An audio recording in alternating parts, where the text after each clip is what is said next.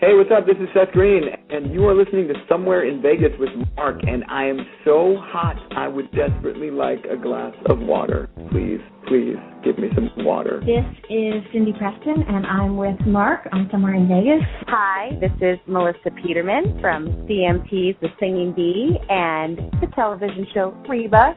And I have to tell you, I just have to get it off my chest, I love Somewhere in Vegas with Mark. Hi there. This is Faith Roscoe from General Hospital. You're listening to Mark on Somewhere in Vegas. And you better watch out.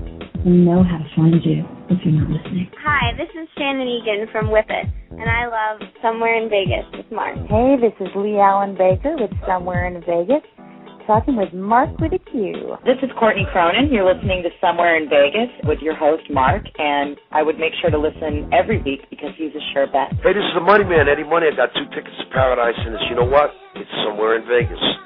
And what happens in Vegas stays in Vegas. Hi, this is Crystal Gale, and I love Somewhere in Vegas with Mark. Hi, this is Terry Nunn from Berlin, and you're listening to Mark Somewhere in Vegas. Hi, this is Miracle Laurie from Joss Whedon's Dollhouse. There are 3 flowers in a vase, and I'm listening to Somewhere in Vegas with Mark. Hi, this is Erin Hill, and you are listening to Mark on Blog Talk Radio and Somewhere in Vegas. Mark is a great guy. Hi, this is Sean Pulaski. I'm still trying to figure out Mark Pico's sexuality, but I know you're listening to Somewhere Live in Vegas. Here you go, Mark. I'm sorry. I thought you were she. I'm sorry. Get out of the tent. Let's get out of here. Hey, this is Lance and Anna from Free Radio. And Anna? And you're listening to Somewhere in Vegas. Yes. My favorite. You know, that's usually what happens with me. I go to Vegas and I get lost, and so I end up somewhere in Vegas. Somewhere in Vegas. But I just don't know where it is. Not quite sure. Yeah, word. Get ready. It's going to be hot. It's in Vegas. Check out Mark. Be there or be square.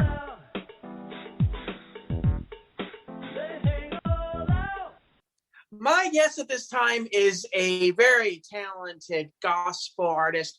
His new single is currently out called Hold On. A lot of stuff going on with him as well. Zack Landry is on with us right now. How you doing, Zack? Hey, I'm good. How's it going? Good. Are you still out in Louisiana? Yes, I am. How's everything down there? I know Mardi Gras was just happening, a week ago or so?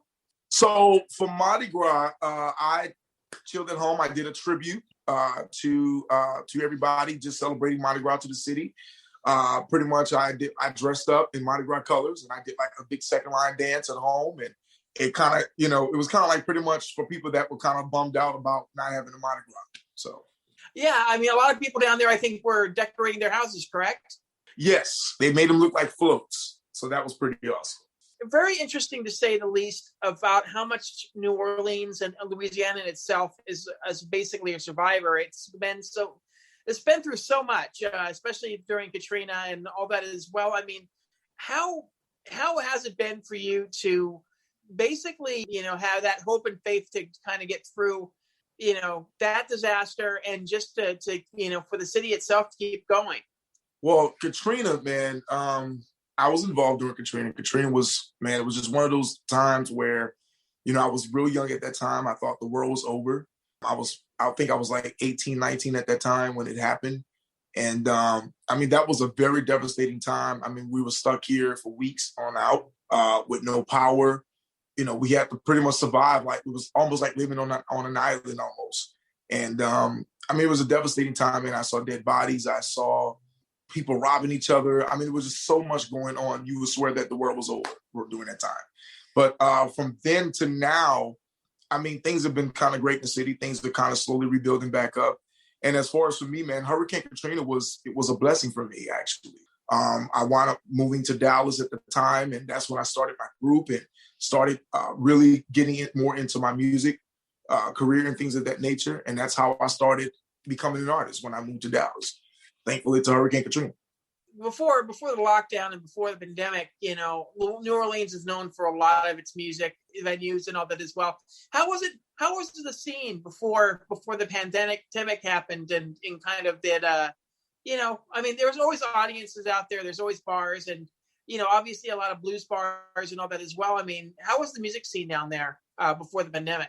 The music scene, I mean, we have this thing where we say you can't stop New Orleans. There's just no stopping to New Orleans. If you put us in a devastating situation, we're going to find ways to make it work.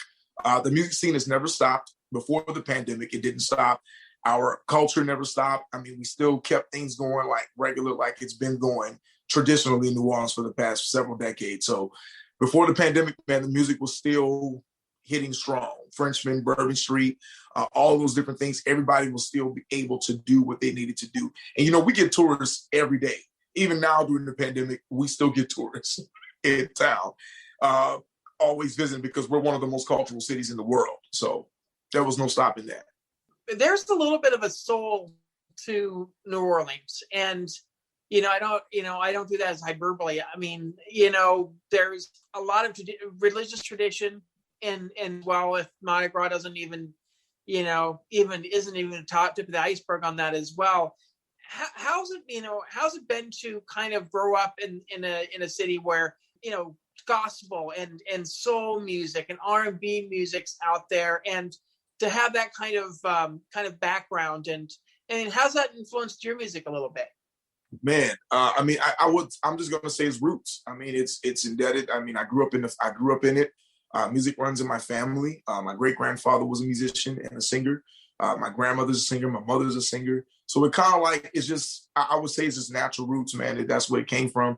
It has really helped me a lot musically because we're a music city, we're a music town. So it's like, anything is at your possession, when it comes to music, whether it's secular, gospel, it doesn't matter. I mean, the sky's the limit here in New Orleans when it comes to that type of stuff. People love, and that's what most people really come to our town for, not just for the Bourbon Streets and things of that nature, but they come to hear the music because we're a live music place, almost like Nashville, but on a bigger level. And you started playing piano and organ, in your teens as well. I mean, what kind of spurred you to want to kind of expand in that direction? So it was weird. I was in band. Ever since I was a little boy, I've always wanted to do music. I've always wanted to sing and play. It was not until junior high school when I was in band and I started tackling with the keys on the piano. And my mother was like, "Okay, we're going to get you some lessons."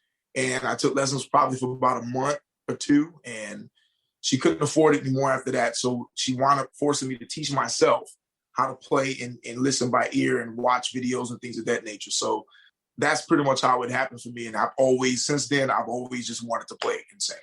And I had my first church to play for, I want to say a year after I started really playing. About how many instruments do you know how to play? There's the baritone, there's the trumpet, which is my favorite instrument to play in the band. The organ, the keyboard, piano. So I'll say about 5 instruments. And I mean, how's that help? I mean, as obviously helped you in terms of your music, working on music and all that as well. I mean, when you start composing a song or start songwriting a song, is it a situation where you're usually at the piano kind of, brainstorming a couple of ideas on the piano? Do you have ideas for lyrics, or, does one come before the other? It's weird. So it's not a particular order. Sometimes I'm never at the piano or the organ when I'm writing. Sometimes it's just the words will come sometimes, or sometimes the beat will come, sometimes the music will come. It just depends. It's weird. Music don't even have to be on. I don't even have to be surrounded by music or any type of instrument. Sometimes words just come, or the music will come to my head. That's normally how I've written most of my songs. I don't think there's probably one time I was at a keyboard where I was playing around and the song came to my head then, but most times in most songs that I've written, it's been pretty much just I'm sitting on the couch or I'm sitting in the car, I'm driving, and it'll come to me right then and there. And then obviously you have something nearby that to write down, or just put it on your phone or something like that, I'm assuming. Yeah. Oh yeah, I have to, because there's been many times I've came up with stuff and then I've lost it about an hour or so later because I didn't take the time to put it on my voice memo or write it down somewhere. The ideas that you have sometimes they don't get fleshed out. Sometimes, you have ideas that maybe you haven't quite figured out yet. Do you always keep those ideas around if you get kind of writer's block, or, or for some reason you get a suddenly spurt of inspiration, you may go back to another song? I mean, has that happened to you? Oh yeah, I have hundreds of voice memos that I've recorded from 4 years ago that I still have, and sometimes I find myself going back to them just in case I do get writer's block, and I go back to kind of listen to. And it can be sounds, it can be humming sounds, whistling sounds. It don't matter what it is. I'll record it in a voice memo, and I'll go back to kind of get some ideas. Sometimes people will hit me up, and hey man, I need a song. Can you write me a song? And I'll go back to kind of see what I've recorded before in my voice memos and kind of get ideas from there. What's probably the fastest that you've written a song? Whew. The fastest I've written a song, I don't want to say the title of the song, but it's probably a couple of years ago I've written the fastest song, and the amount of time will probably be within an hour. Going into the studio, I mean, that first time, tell me a little bit about that experience, and did you learn a lot from that first time you were in the studio? Yes, I did. I sung with a group called Terrence Mack and New Restoration in Dallas a long time ago. That was my first time really having a studio experience. And man, talk about nervous, because I didn't know it's a big difference between, singing live and singing in studio.